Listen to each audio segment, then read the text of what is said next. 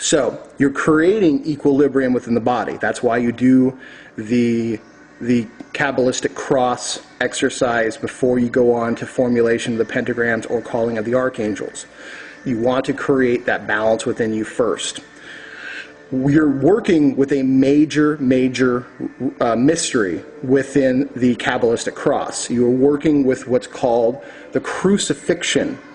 You are working within the cross alchemy, which is long and older than even the Christian mythos, okay? Things have died on the so-called cross for thousands of generations before Jesus came along. All right, it is a central ideal within humanity. So you, again, and I've talked about this before, but it's good we talk about it again. When you are working with the Kabbalistic cross, you are calling, you are saying you are kingdom, you are pointing downward, you are pointing to your own forehead, which is the third eye. You are making note of the glory, which is heaven. You are pointing down to your genitals and then pass through your feet. You are making point of the glory and the kingdom. Then you touch your right shoulder, which is now Mars. And you are saying, this is strength, this is power. You cross your body, so you're basically doing the symbol of the cross. Interesting where they got it from. You're crossing over, you're touching your left shoulder. This is Jupiter. You are extolling mercy and justice and kindness. And then you are making the full armed sign of the cross. You are actually extolling the sun at this point. You are being the beams of the sun. And you, the whole information is Le'olam Amen. This is an ideal of a great solar, a hidden solar energy, the sun from within. And you can send me all the quotes you want about what it really means, and I will just show you the hidden meaning within all those quotes. That is indeed the hidden sun, not the black sun, the hidden inner sun, and you are becoming at that moment the light, the truth, and the way within your own universe. Very important to know. When you do this ritual, know that you're doing that, and it'll become all that much more powerful. Quick topic about this particular book talks about a lesser banishing ritual of the pentagram knife. Yeah, your call. I in a lot of ways have tried not to collect way too many magical tools, and don't always have that ritual knife on me. So, in fact, I don't carry it on me ever. So, and I'm not always home. So I need to be able to perform this ritual anywhere. So I've foregone the knife, except for my astral body. My astral body does have the spirit of that knife. And if you don't have a knife yet, just imagine yourself holding a knife, and I guarantee you a knife will come to you to fill the blueprint now that needs to be fulfilled upon the physical world. Because if you're doing it astrally, you create a physical representation of it here on the physical world. It will come to you, okay? So don't fret about that knife, okay? Some people are just like, I don't have my knife, I can't do it. No, stop it, okay? Astral first, then physical second. You have to see it astrally for it to become a physical thing, all right? Perform your ritual without it, but see your astral body doing it. This is the other important thing too. You are doing two things at the same time. You are working within biolocation. You are not only having your astral body do the ritual, you are actually performing it physically too. So as you make the physical movements, see your astral body doing it at the same time. There are many times too, and when you get to a higher dreaming levels, in lucid dreams and in out-of-body experiences, I will do the lesser banishing of the ritual pentagram. Wow, my words are really getting twisted today. I will do the lesser banishing ritual of the pentagram in my astral or my dream body. They're kind of the same. And great, powerful things will happen. Once you start doing it inside lucid dreams and within astral projections, you will really, really see what's going on. Also, by doing this, by doing it in the physical and then seeing your astral body doing it, you will start to develop what's called astral sight. So that when if you start, and I hope at some point you do, start evoking and invoking spirits, then you will have a much easier time hearing them and seeing them. Okay? You will develop astral sight. And sometimes you will see things, you will catch brief glimpses of things that are not physical but are astral, even in your physical body. So you will start to see a mass amount of white and blue like trailers, like spots that are extremely bright. They'll just kind of twinkle and they'll trail around. Sometimes they'll even go behind things and come out the other side. Sometimes they're red. Mine are mostly white and blue. I have seen red and I have seen golden before. I have seen little entities peek behind things and then peek back. All right, I've seen what was some crazier things?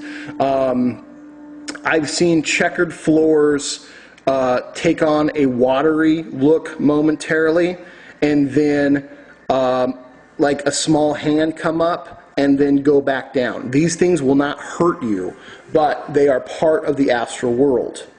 Something is happening in the astral world that is a little bit stronger wherever you are, and you're taking note of it. Don't freak out.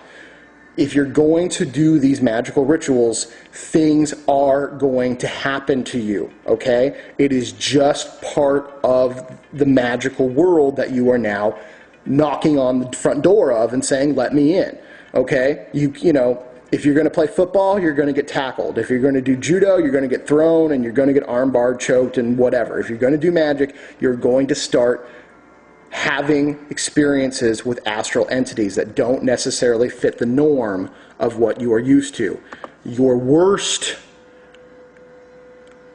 reaction is to freak out and become, you know, a big pussy, okay?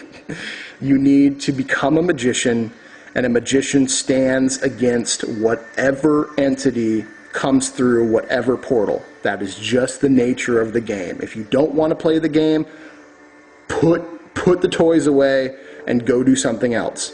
Okay? I'm not going to have someone, you know, email me and be like, you didn't tell me I would be, you know, involved with some sort of magical entity or spirit. How dare you, Bearheart? No. All right, I'm telling you now, you are going to be having those kind of experiences. Now is the time to start dealing with them. And if your area is protected by doing the lesser banishing ritual of the pentagram, nothing is going to be able to hurt you. You may see things, but that doesn't mean that just because you see it, it's going to hurt you. Just because you see a knife laying on the kitchen counter doesn't mean you're going to get stabbed with it, okay?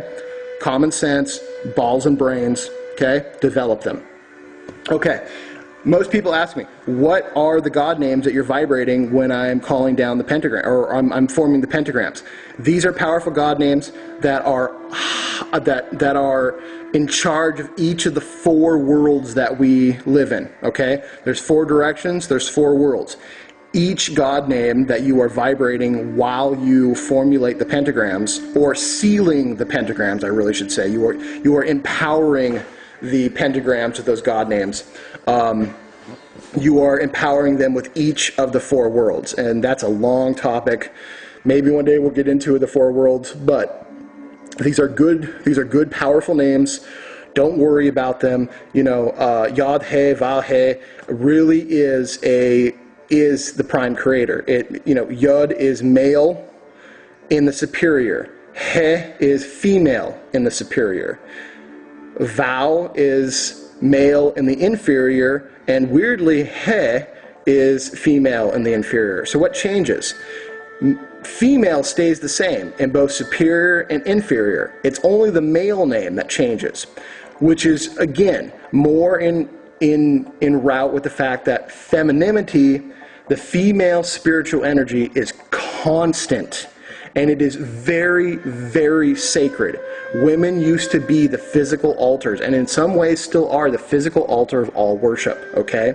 Men supply the energy to activate the entity, women are the conduit from which that energy then flows through. Okay, it's a bizarre.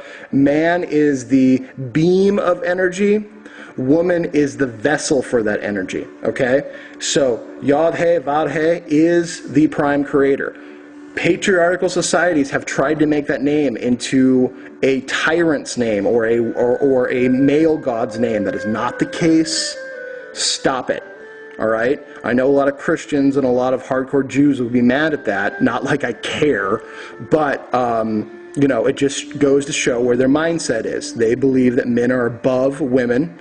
Most of them secretly hate women, and I firmly believe that the majority of high-level members of both business and church are homosexual because they have this weird hate of women, and it's a poison thing. Not that they're homosexuals is bad, but they hate women because of this bizarre patriarchal mishap that's happened within the last couple thousand years. And I have other ideas, but we're going to let that go for currently. Okay, so why do you hold the star form? The star form, again, is opening you up as the great banishing sun. Because remember, we've talked about as the sun comes, the phantoms run, okay?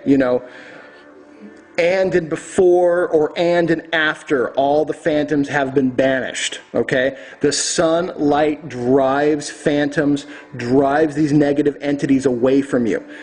After you have formulated, after you've called the archangels and you take that star sign, you are actually, again, showing that you are the internal sun and you are banishing them with the help of the archangels. With the power of those pentagrams, you are lighting up furthermore your astral sphere, and you are sending and driving all these negative entities away from you. Okay? Are you letting them know where you are? Sure.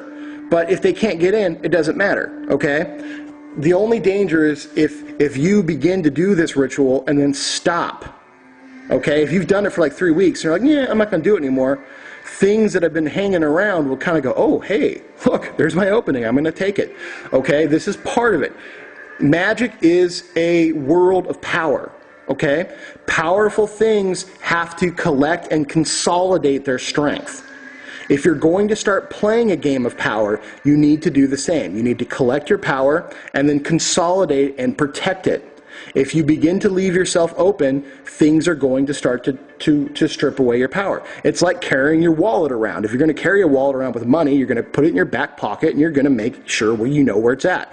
You're not going to take your wallet out at a 7-Eleven, show everyone you got $300 and then leave your wallet on the floor as you go to the bathroom. That's stupid. Same thing with the magical world. You're not going to show everyone your power and then be like, well, hold on, let me leave it right here. I'm going to go to the bathroom, but don't touch it. No, it's just, okay, common sense.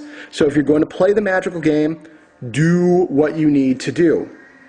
I'm trying to think if there's anything else within this. Oh, the six-rayed star. Again, not a Jewish symbol per se. Okay, they may have taken it. Again, the six-rayed star is another further example that you are now opening up to the Taparthian energies. Okay, the six-rayed star is a solar symbol mostly. Okay, in this retrospect, it's a solar symbol.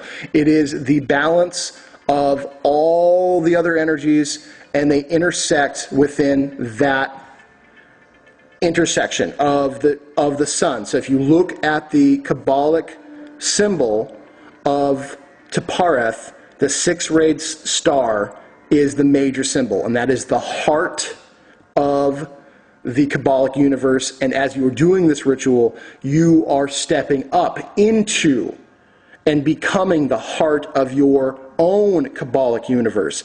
And that sun, the star signs around your body and the six-rayed star within your body makes that, solidifies it as you are the internal solar sun of your entire universe. And because of that, all entities are banished. Now, they're banished. So the archangels now keep them banished as you're doing other things. The flaming pentagrams empowered will keep your sphere clean after the archangels have left or you are not in direct communication with them anymore, all right? It's a multi-layered security system that you do once every day. Then you go and you redo the Kabbalic cross to rebalance out any energies that you unbalanced in the process of formulating the stars or calling the archangels. Some archangels you call stronger than others. This will just go ahead and rebalance out your energetic body. So you get balanced first, you do the callings you need to do, and then it balances you out further once more. It's a beautiful, powerful ritual that I highly recommend anyone interested in magic do yesterday, and do it once a day. If you have any more questions, get back to me. I'll do my best to help you.